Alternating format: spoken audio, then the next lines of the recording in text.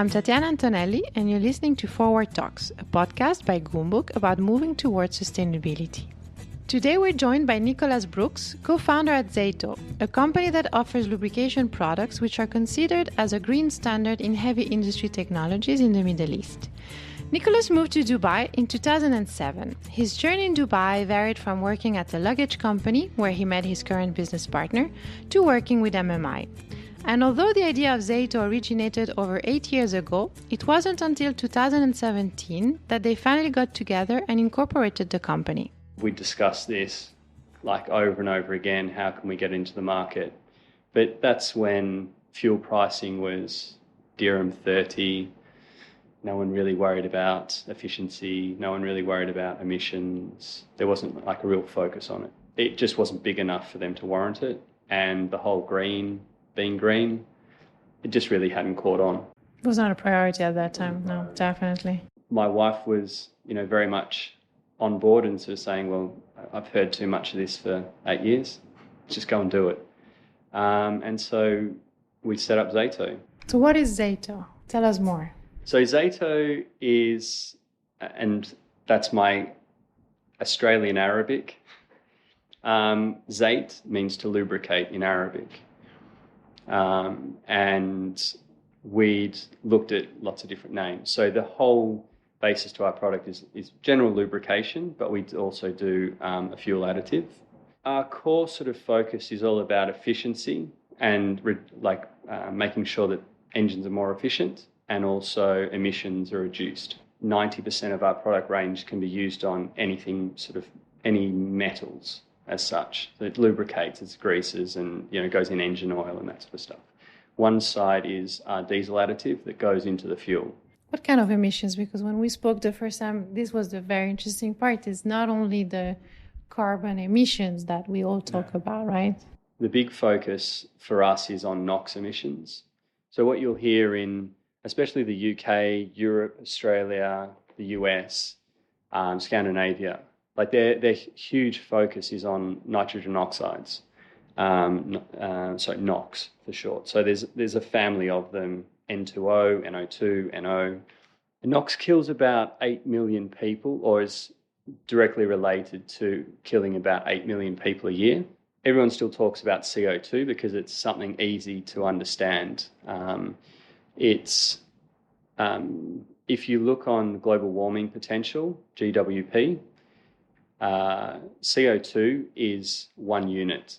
And what they've done is they've tried to relate all other gases back to CO2. People know about sulfur in diesel because of low sulfur diesel, but the emissions that are quite high in diesel is NOx. And NOx is about, it's 296 times worse than CO2. So if you've got a ton of nitrogen oxide gas, because I usually talk in tons of CO2, if you've got 1 ton of nitrogen oxide gas, you've got 296 tons of CO2. For us, we were very much focused on NOx and trying to educate people on NOx. And we realised that you really had to get their attention by talking about CO2.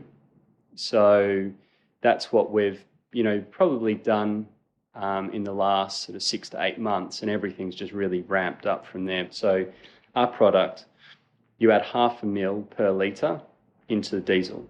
So 100 litres of fuel, is 20 mils of our product. And you need to be specific with it. It doesn't damage your engine if you put in 10 times the amount, but if you want the effect, putting in 10 times the volume doesn't give you 10 times the benefit. I generally talk around 10% because engines are all different. Vehicles' weight is different. Sometimes you've got a small engine in a heavy vehicle, other times you've got a big engine in a light vehicle.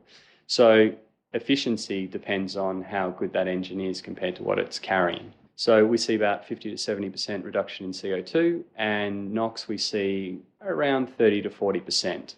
Heavy machinery products we're in the marine sector as well. So it's just, it's sort of slowly, shui. Funny you say this because we're talking about engines and, efficiency, but at the end of the day, you're known as a cycler. So that's shui shui somehow. Sometimes that's not too shui shui. When did you start to cycle? It was 11 or 12 years ago. Basically, when I came over, I just finished racing for a club in Victoria, in Melbourne, and on road bikes. Yeah, I used to go out and ride, as well as being a kid. You know, growing up, you had a bike to get around. But yeah, I started cycling a bit more for training, for rowing, and then finished school and then kept on cycling with sort of mates that were, rowing with me. Yeah, just got into racing and then got really old at the age of, what was it, 30? All these pro cyclists are old at 30. But yeah, I never sort of went pro. I'm not that sort of level, but I got a real passion for it. Came over here and was just thinking these roads are just, so quiet out in the desert.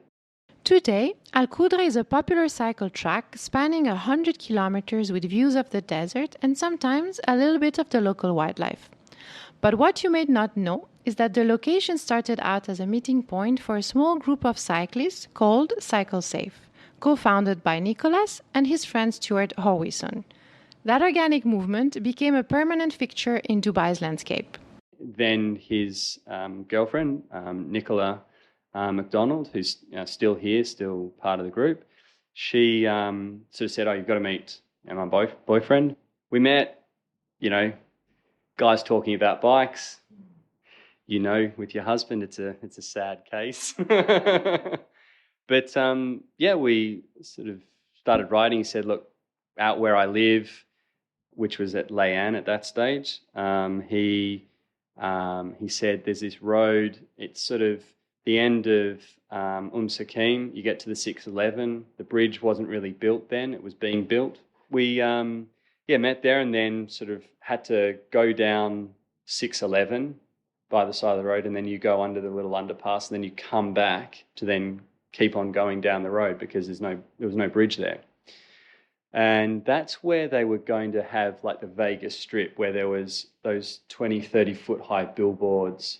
And then GFC hit and those boards, sort of slowly came down, which is unfortunate because that could have changed the whole area. As you continue down that road, it used to be single lane up and back. We used to ride down that road as one of the rides that we used to run and sort of turn around and come back. And most days, or in winter especially, Fridays and Saturdays, we'd regularly see Sheikh, Mohammed, pass us in his car. So he would see us, 2 became 4, became 10 cyclists, became 20, became 50. But we then started meeting at the roundabout where the now car park is. So we'd park on the right and you could fit maybe 20 cars there. And then people would complain that they had to park on the other side of the roundabout because there wasn't enough space. Now there's a 500 car park there. People still complain. Human nature. Yeah, we still regularly, when photos pop up, we message each other, and flick a photo and say, God, do you remember this? Like there's literally 4 of us standing there, going for a ride in a pack. And then other mornings, where there's like sort of several groups placed down the road and we've come up, over the bridge and you can see down the road and you can take a photo and you just see like, lots of people, spaced out along the road.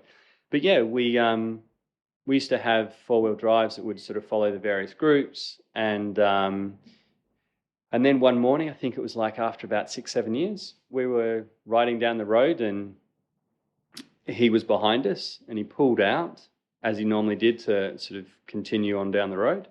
And he stopped, wound down his window, waved over, Stewart. And that was sort of the conversation that he had with Stewart. And then Stewart rode back and I said, so what was that all about? And he said, Sheikh said, there's too many people on the road, which is a good thing.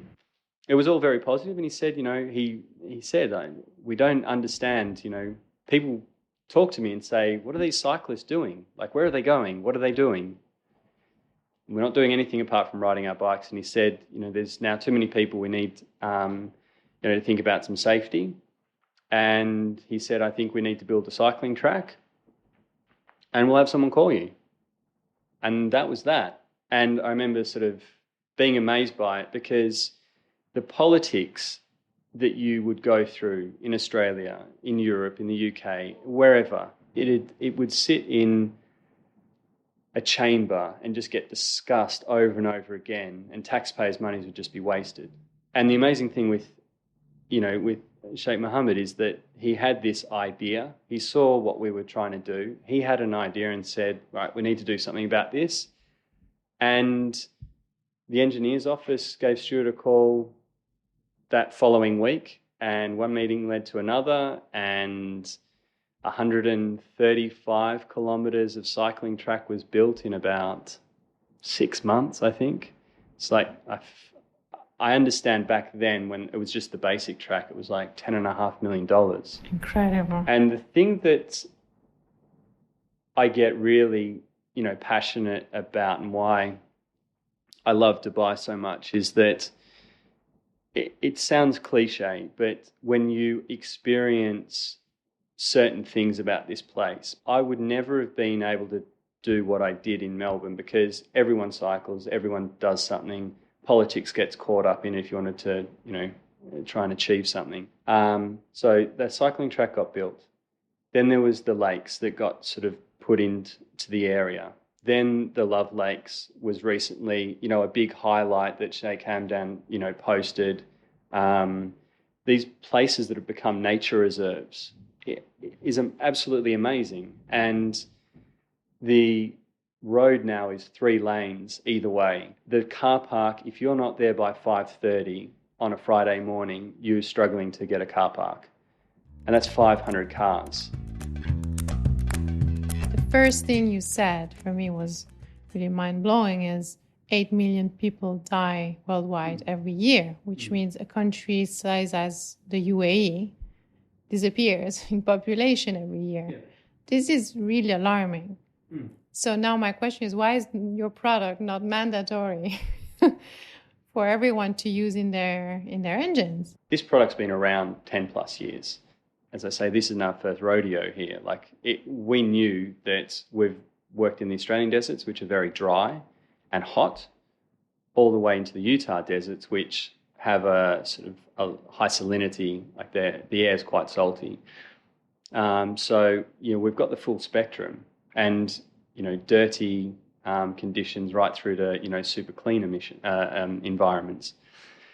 So coming here, the whole idea was to get it out there and talk to people. But, people are skeptical. They've seen these things time and time again, and, had someone buy a couple of litres or a month's worth of stock, and then nothing happens. And it's frustrating. But at least when someone sees what happens, and it's a simple thing. Like, you put it in, it works. And it's the same thing as the person that came to them last time and said, look, use it and it'll work. And it didn't. You can't hide that if it's going to or not going to. It's not like a horse whisperer that can train a horse. This is an engine. It's pure evidence. You just stick it in the tank and step back and, watch it do its work. And that's why we just stand behind, any time that someone wants to, be super critical with this, it's always a welcome. So where do I buy it, for example? As a consumer, is it possible? So we've got a few products out on the market. So we have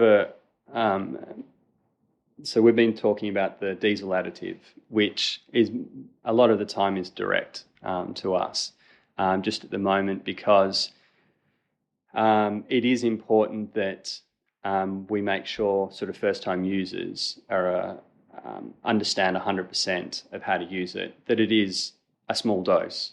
It needs to be a small dose. So companies like MMI have been really good, and they've got it across, they're putting into their whole fleet now. we've been with them 14 months. They've seen the emission, drop, and they've just actually published the article in PMV magazine. And we've gone out with, yes, we're saving fuel. It's, anything from sort of the 10% up to the 15%, depends on the truck, depends on the driver as well. Like there's lots of different factors. But also maintenance has been reduced. We've got an oil treatment that we put in, so it goes in extra on top of your oil.